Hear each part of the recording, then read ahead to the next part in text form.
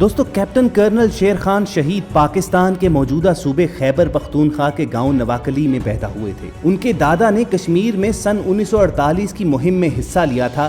انہیں یونیفارم میں ملبوس فوجی اچھے لگتے تھے، چنانچہ ان کے یہاں جب پوتا پیدا ہوا تو انہوں نے کرنل کا لفظ اس کے نام شیر خان کا حصہ بنا دیا۔ کیپٹن کرنل شیر خان شہید سن 1992 میں فوج کا حصہ بنے اور جب کارگل کی جنگ چھڑی تو وہ ہر صورت کارگل کے محاذ جنگ پر پہنچنا چاہتے تھے۔ وطن کے اس بیٹے نے رضاکارانہ طور پر اپنی خدمات پیش کر دی جو قبول کر لی گئی۔ اس کی خوشی دیکھنے لائق تھی۔ والدین اس کا صحرا سجانا چاہتے تھے مگر وہ محاذ جنگ کی طرف لپک رہا تھا۔ اسے جس علاقے میں تعینات کیا گیا وہ ہزاروں فٹ بلندی پر واقع ایک برف زار تھا، تا حد نگاہ برف ہی برف۔ یہ مئی 1999 کا مہینہ تھا کہ کارگل سے سخت لڑائی کی خبریں آنے لگی۔ 17,000 فٹ کی بلندی پر واقع اس محاذ پر دشمن کی زبردست گولہ باری ہو رہی تھی۔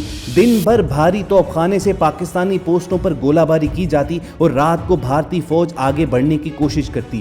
3 مئی کے دن کیپٹن کو افسران نے ریکی کا حکم دیا۔ وہ اپنے 3 ساتھیوں سمیت روانہ ہوئے اور 2 روز کے بعد اپنے کمانڈنگ آفیسر کو آ کر اپنی کارکردگی بتائی۔ افسران بالا کے حکم پر کیپٹن نے یہاں ایک چوکی قائم کر دی جہاں سے وہ بھارتی پوسٹوں کو نشانہ بنانے لگے۔ بھارتی فوج کے لیے یہ چوکی وبال جان بن گئی۔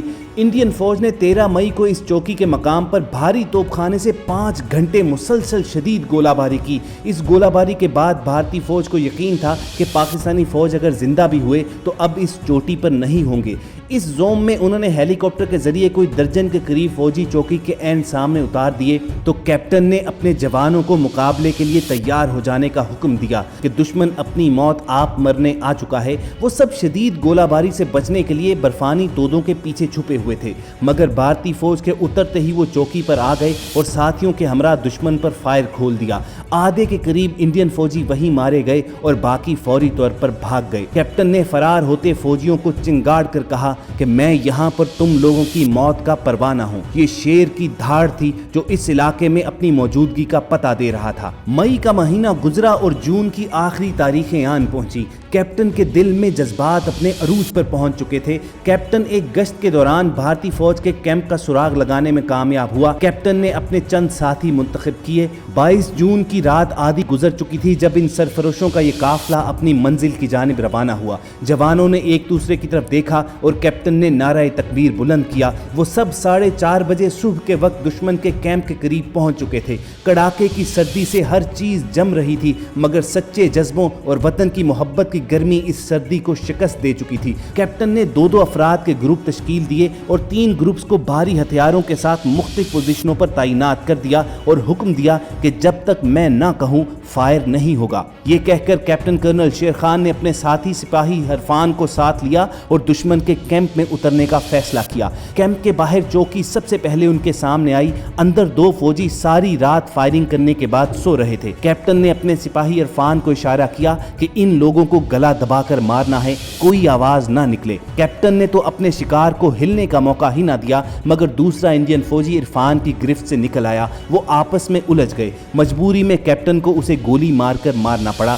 گولی چلتے ہی سارا کیمپ بیدار ہو گیا۔ اتنے میں بھارتی فوج کے کیمپ سے آنے والی ایک گولی عرفان کو لگی۔ عرفان زخمی ہو کر گر پڑا۔ اب دونوں طرف سے بارود کی بارش ہو رہی تھی۔ فائرنگ تھمی تو کیپٹن کرنل شیر خان عرفان کو لینے آئے۔ عرفان کے جسم سے کافی خون بہہ چکا تھا۔ اس نے اپنے آفیسر کی جانب دیکھا اور کہا، سر آپ میری فکر نہ کریں، میرا وقت آ چکا ہے۔ عرفان نے بلند آواز میں کلمہ طیبہ پڑھا اور جان اللہ کے سپرد کر دی۔ اسی دوران بھاری توپ خانے اور جنگی طیاروں نے بمباری کا دوبارہ آغاز کیا تو کیپٹن کرنل شیر خان کو اس کیمپ سے پیچھے ہٹنا پڑا۔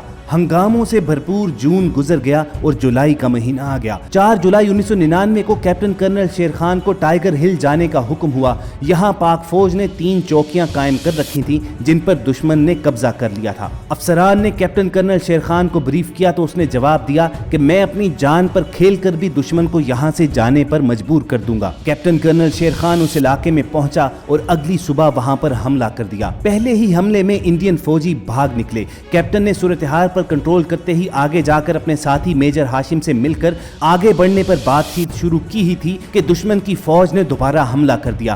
पाक फौज के सिपाही पोजीशनें बदल बदल कर भरपूर मुकाबला करते रहे, मगर फिलहाल असले की बर्तरी हावी हो चुकी थी। मेजर हाशिम ने तोपखाने को अपनी ही पोजीशंस पर गोलाबारी का हुक्म दे दिया। ये हुक्म उस वक्त दिया जाता है जब दुश्मन इंतहाई करीब आ जाए और उसकी पेशकदमी को रोकना हो। इस मकाम पर घुमसान की जंग शुरू हो चुकी थी। एक तरफ गोले गिर रहे थे तो सामने दुश्मन था। पाकिस्तानी फौज के जवान एक एक करके जामे शहादत नोश करने लगे। कैप्टन कर्नल शेर खान भी जख्मी हो चुके थे। उसे एक सिख फौजी की आवाज सुनाई दी जो गाली देकर कह रहा था कि सारे मर गए हैं।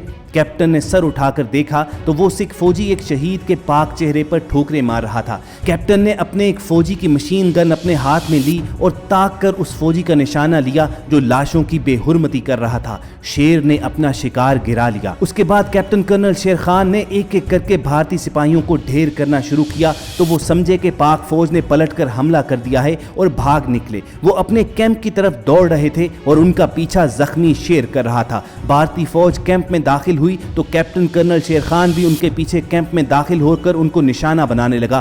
तब इंडियन फौजियों को पता चला कि उन्हें यहां तक मारकर लाने वाला सिर्फ एक ही शख्स है जिसकी फायरिंग कई भारतीय सिपाही वासले जहन्नुम कर चुकी है। अब भारतीय फौज कैप्टन को घेरने की कोशिश करने लगी, मगर जो सामने आता कैप्टन फायर खोलकर उसे निशाना बनाता। ये आसाब शिकन लम्हात थे, मगर फिर वो लम्हा भी आ गया जब कैप्टन की मशीन गन का मैगजीन खाली हो चुका था। इतने में भारतीय फौज का कमांडिंग ऑफिसर बाहर निकल आया। भारतीय फौज के 50 के करीब सिपाहियों ने कैप्टन के इर्द गिर्द घेरा डाल लिया।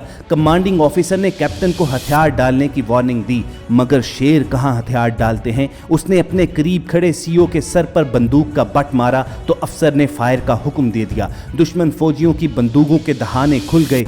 पिघला हुआ सीसा कैप्टन के सीने में उतरना शुरू हो गया। इस कदर जख्मी होने के बावजूद कैप्टन की कोशिश यही थी कि किसी तरह सीओ को एक बार फिर निशाना बनाए, मगर फिर कुछ और गोलियां कैप्टन के जिस्म से पार हुईं और उसकी पेशकदमी रुक गई। शहादत की मंजिल आ चुकी थी। वो नीचे गिरा, मगर उसके जहन में अपने बुजुर्गों की हिदायत गूंजी कि बेटा कभी शहादत का वक्त आए तो दुश्मन के सामने सर और सीना न झुकने देना। वो एक झटके से घुटनों के बल बैठ गया और हाथ में थामी मशीन गन का सहारा लिया। कलमा तैयबा पढ़ा और इसी तरह बैठे बैठे अपनी जान अल्लाह के सुपुर्द कर दी कि उसका सर मशीन गन के साथ लगा हुआ था। भारतीय फौज के जवान और कमांडिंग ऑफिसर हैरत की तस्वीर बने खड़े थे। अचानक कुछ सिपाहियों ने आगे बढ़कर कैप्टन की लाश की बेहुरमती करना चाही तो Indian commanding officer MS Bajwa ने सख्ती से अपने सिपाहियों को मना कर दिया। वो कैप्टन कर्नल शेर खान के चेहरे पर मुस्कुराहट देखकर सहर ज़दा हो गया और बोला कि ये बेहद जीदार फौजी था। इसकी बहादुरी ने मेरा दिल जीत लिया है।